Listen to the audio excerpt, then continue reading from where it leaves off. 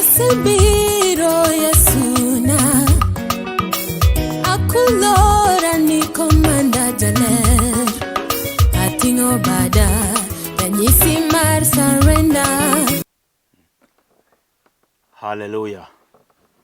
Adwoko ne Nyasaye Nyasach kwe erokamano seche machalo kamagi nikech osemiyowa piny odiochieng' makende ma dhano mathoth ne gombo mondo mi oneye to ok gineno.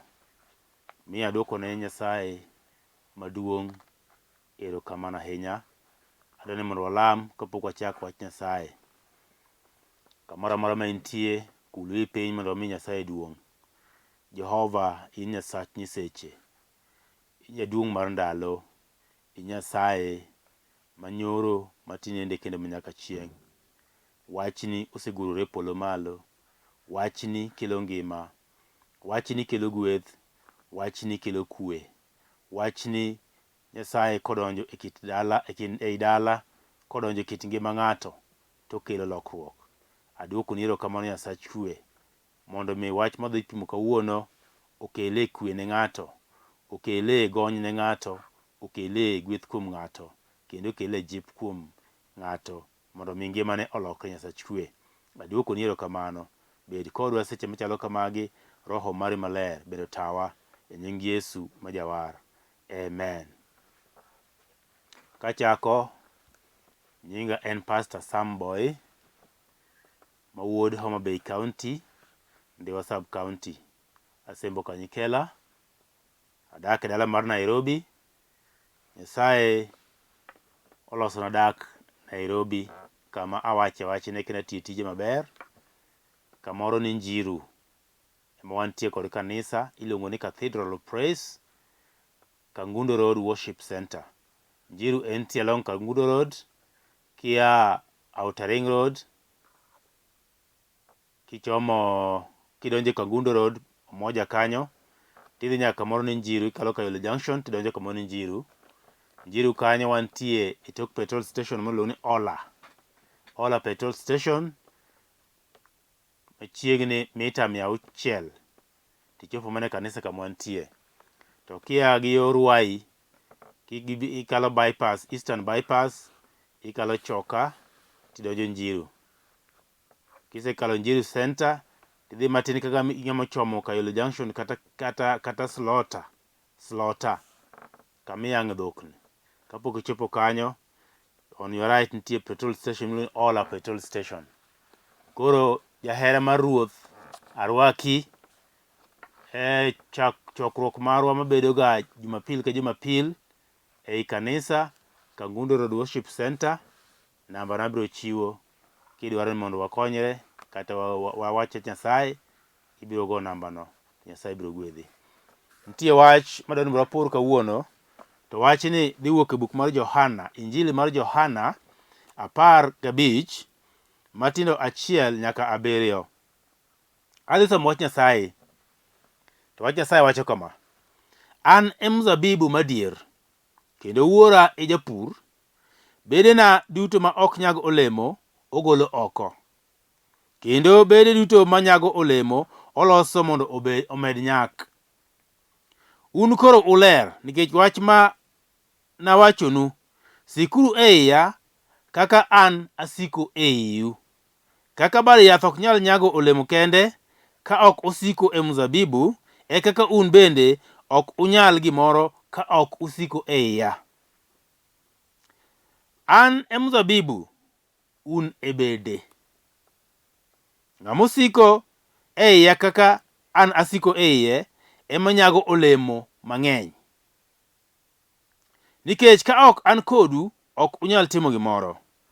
Ka ng'ato ok osiko e iya, iwite oko kaka bad yath, kendo otuo, kendo gichokogi, kendo iwitogi e mach, mi giwangʼ. 7 wacho kama: Kusiko e iya, kendo wechena siko e iu, kwauru gimudwaro duto, kendo notimnu.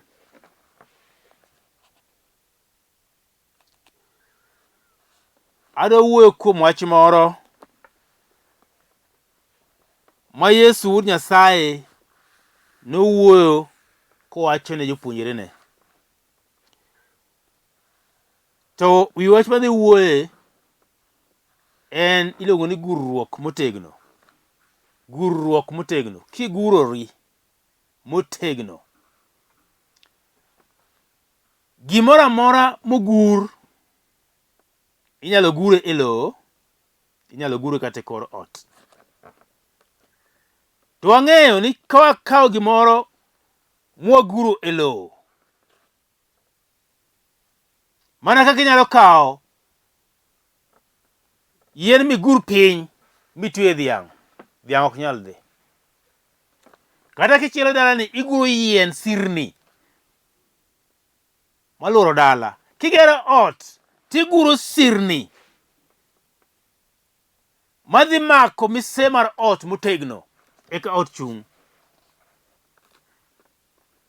Kikawo gimoro miguro, inyalo guro gimoro kigoye gi tindo, kata igoye gi nyundo maduong', kata igoye kod chuma, kata bao maduong', migure motegno monyon piny motegno.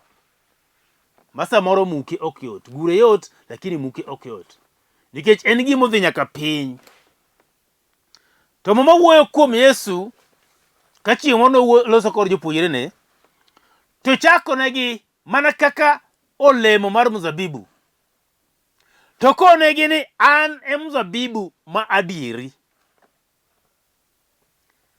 Mzabibu en gima ipidho e puodho. Mzabibu en olemo. Mana kaka inyalo pidho mawembe, mana kaka inyalo pidho machungwa,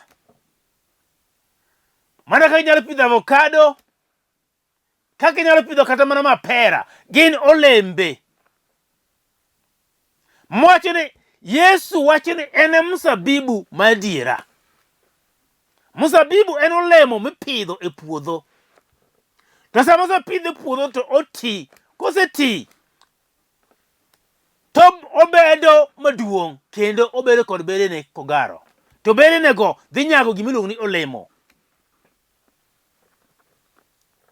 To ok onyal nyago olemo ka en gima nitie kama thany thany kata kama nitie kuoyo. Onyaka obed mana puodho mantie kod lowo matut, matielo nyalo dhi e piny. Makoro tielo ka dhi piny to yudo ka lowono en kama onyalo donge to kendo nyalo yudo pi e yo makare. Yesu wacho ni en e mzabibu madiera. Matiende osepidhe. En mzabibu mosepidhe puodho. Mzabibu mosepidhe puodho. To wacho niya, nitie wuora e japur. Duong' mondo odog gi Jehova polo malo. Matiende ni Yesu wuod Nyasaye oselokre olemo mangima makelo ngima. To wuon gi polo malo e japur mapuro puodhono. Matiende nitie puodho mar Nyasaye ma Nyasaye nyalo puro. Nitie puodho mar Nyasaye ma Nyasaye nyalo pidhe gimodwaro. Nitie puodho mar Nyasaye ma Nyasaye ema nyalo kete gire wuon modwaro. Omiyo Nyasaye nokawo Yesu to dhi pidho e puodho molokre mzabibu. En mzabibu nikech ang'o? Mzabibu en olemo mantie kod mit. Mzabibu en olemo ma kitemo chamo kata kodhing'e togolo pi olemo mamit ma ji madho. Mzabibu en olemo mantie kod luor kaluwore gik motimo.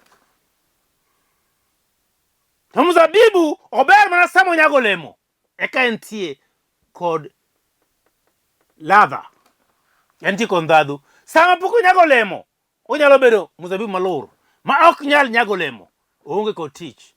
Yieneno kende ma ng'ato nyalo ng'ado to timo gimodwaro. Lakini ng'ero osekawo ndalo kidoye sa ka sa, pile ka pile to tagi nyago olemo. To nego nyago olemo eka entie kod tiende. To kako onyago olemo to kare opidho olemoni, opidh mzabibu nikech ang'o? Yesu wacho ni wuon gi e japur. wuon-gi mipolo malo e japur.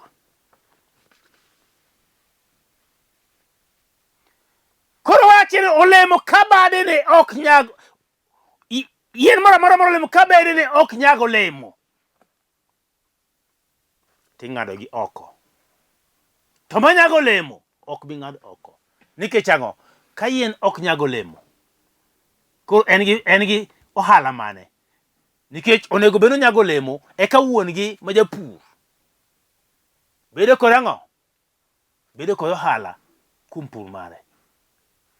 Yesu wacho ni bedene ma ok nyag olemo igolo oko, kendo bede duto manyago olemo oloso mondo omed nyak. Matiende ni Yesu wuoyo kuom jogene owuon. En Nyasaye oseore mobiro nyaka e puodho. Koro puodho mo kama entie osenyago olemo, to olemone Yesu nitie kod bedene mogarore, to bedegi ema nyago olemo. To koro olemoni nyaka kony dhano. Olemoni nyaka bed kod ohala. Olemoni nyaka bed ka koro konyo wuon mare ma japur. Yesu wacho kama: sikuru e iya kaka an asiko e iu. Nikech yien kobedo maduong' to obedo kod bedene mogar.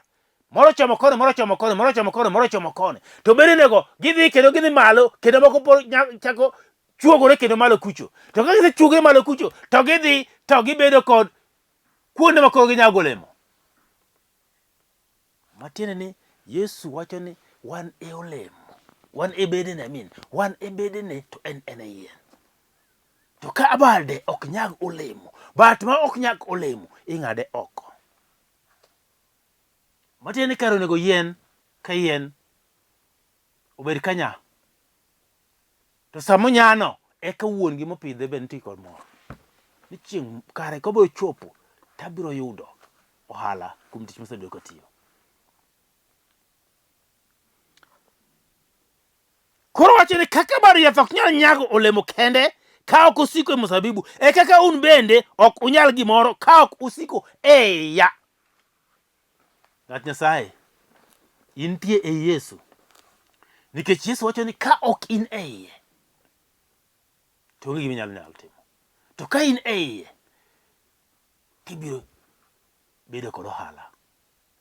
Matiende ni nitiere gik moko manyalo timore e kit ngima dhano, manyalo timore e kit ngima ng'ato, to mana nikech oonge kuom Yesu.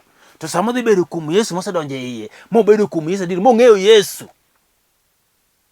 Yesu ema wuoyo ka. Wacho nang'o? Sama iseng'eye mibet e iye, ibiro nyalo gik moko. Nikech intie kode. Gik matek ni mineno moko matek mok nyal nyalogo. En owuon ema odhi timoni, odhi nyaloni. Nikech koro osebedo kaka ng'ato ma koro idhi yweyo kuome.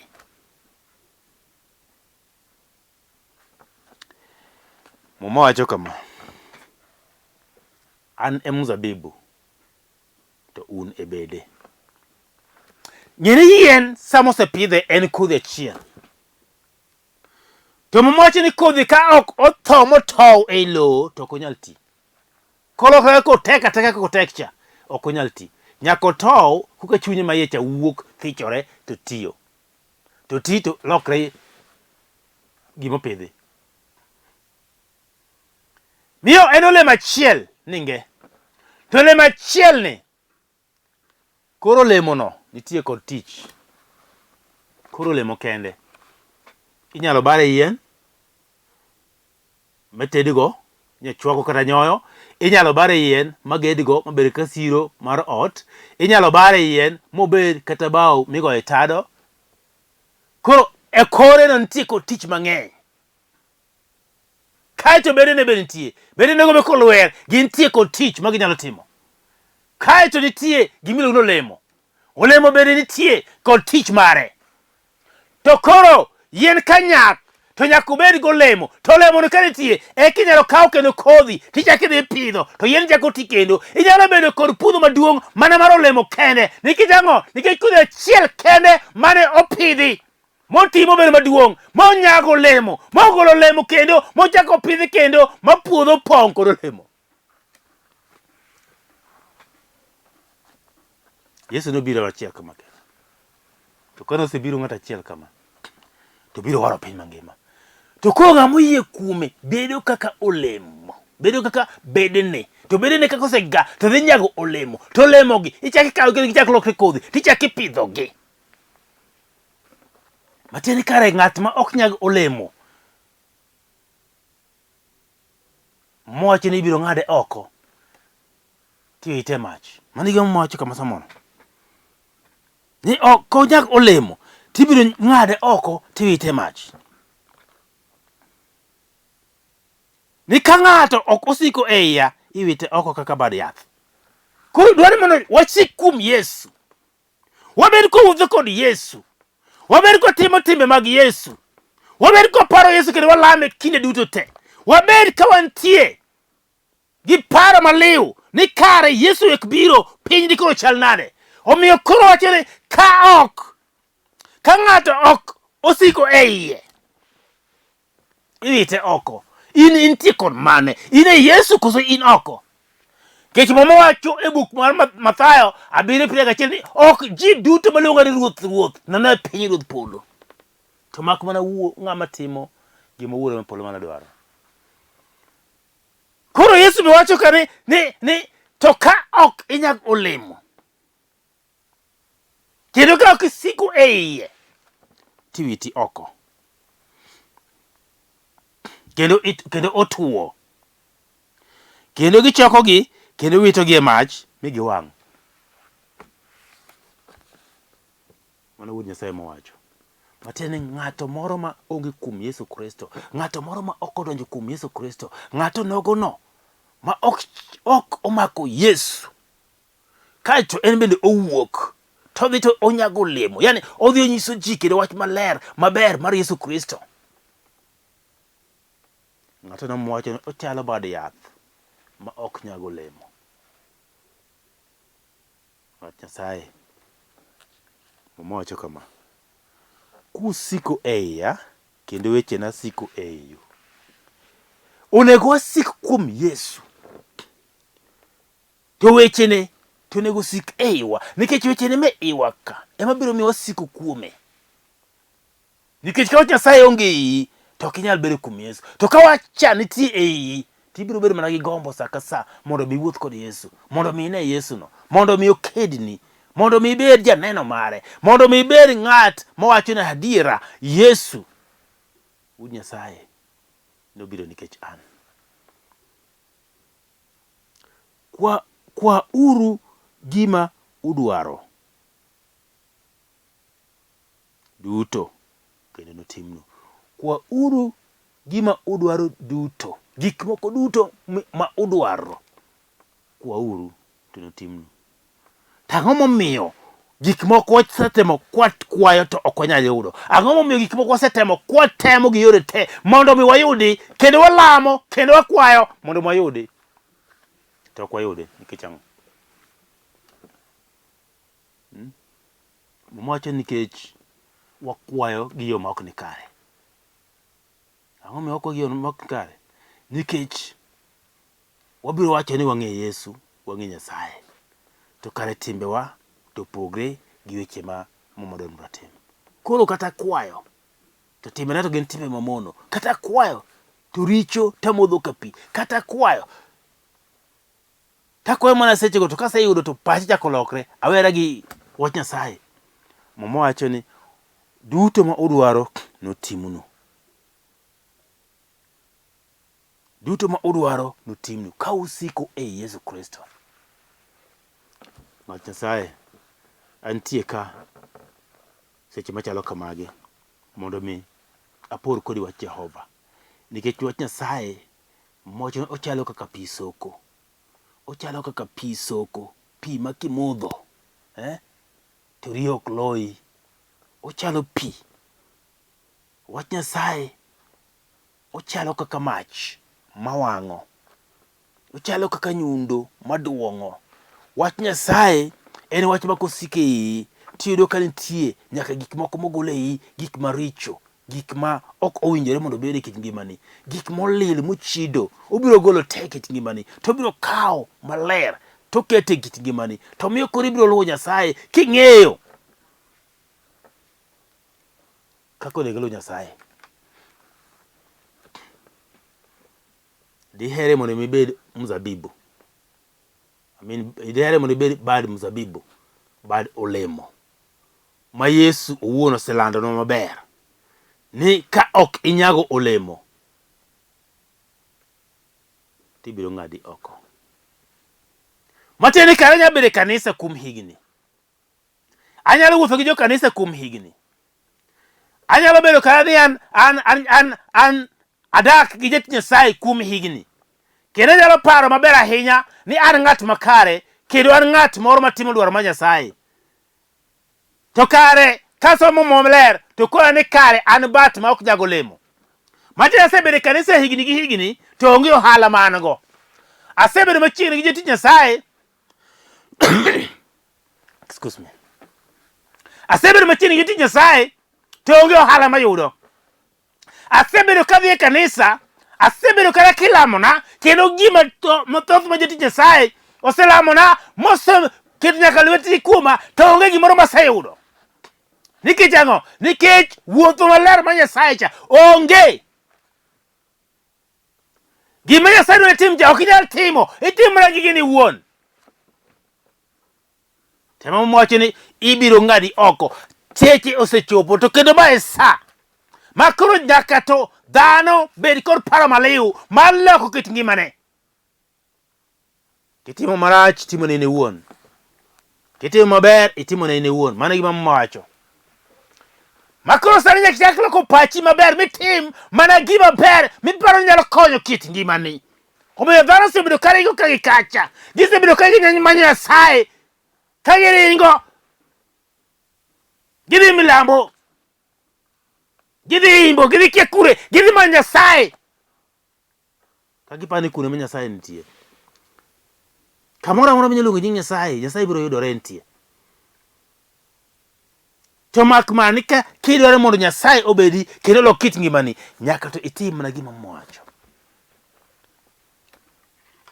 Kata kaka an jayalo, nyaka tim na gima mwacho. Nikech ang'e ni an e bad mzabibu, to ka ok anyago olemo to kara aonge kod ohala. En ng'ano manyalo kawo puothe mapur higani, higa mabiro, higa machielo cha, to onge ohala moyude. Dimed dhi mbele gi pur, koso kanyo ma koro chopo kama ng'ato kod apana, puothani ok chiega gimoro, kata puro kod ok apuro pod piny chalre.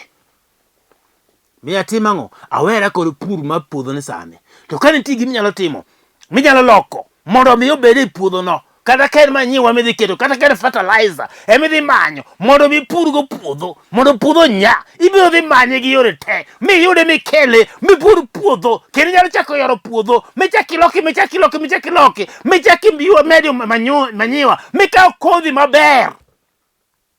Nikech kodhi mipidho kata en kodhi maber mopugno. Idhi kaw kodhi maber, mikaw mikel, mipidhi kanyo. Inene ka puodho ok lokre. Inene ka puodho nitie kila sara kendo. Koro wach Nyasaye bende chalo kamano. Kineno ka intie oko, higni 2, higni 3, isetemo, onge. Ma e sa migoyo chongi piny kendo ywak ni Jehova, tikore ni Yesu wuod Nyasaye abiro iri seche machalo kamago, nikech adwari. Nikech ngimana ok dhi maber, ngimana orochore, ngimana obam, ngimana onjawni, ngimana ok en ngima nyalo kelo na kuo e kit ngimana, e ngimana. Nikech ang'o? Nikech nitie weche mathoth momaka kendo motama winjo, kendo tama ok anyal loso gimoro maber madhi mbele maber, to ok anyal medo ber kendo kit ngima e piny ka. Adwari kendo abiro iri, nikech ang'e ni weche to tek.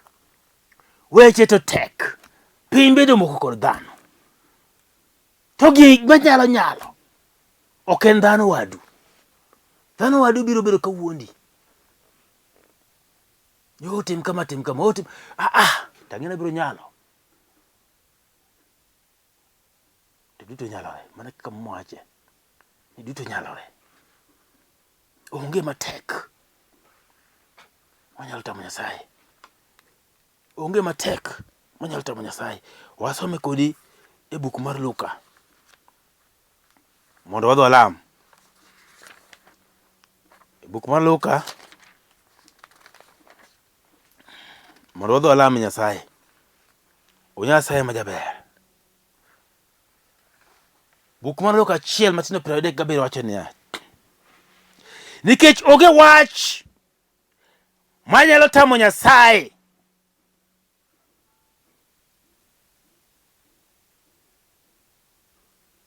Nikech onge wach manyalo tamo Nyasaye.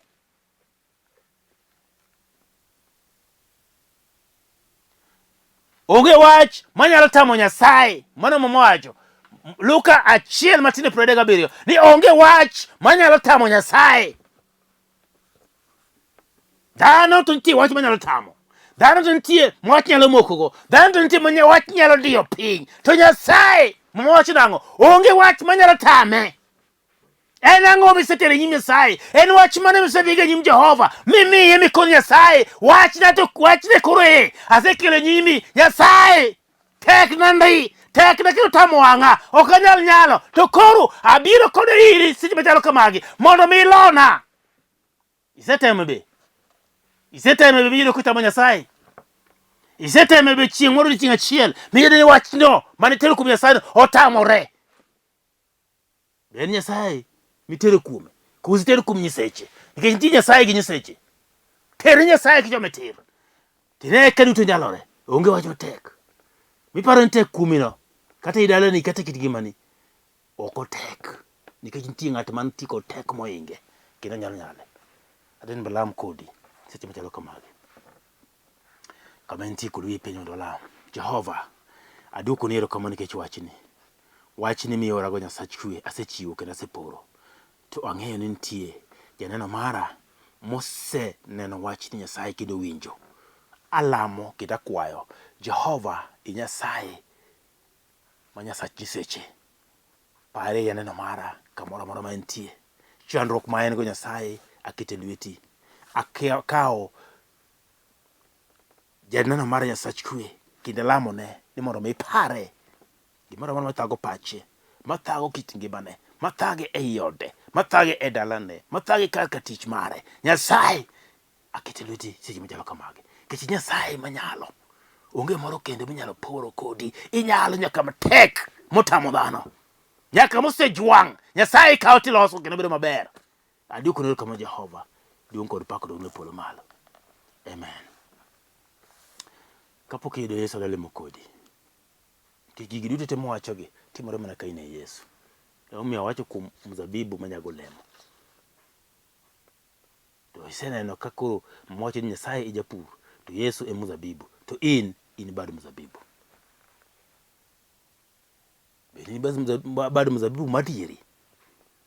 Kicho kone ka in bad mzabibu madieri tibiro nyago olemo. To kok in madieri tibiro ng'ade oko ituo tiwitie mach.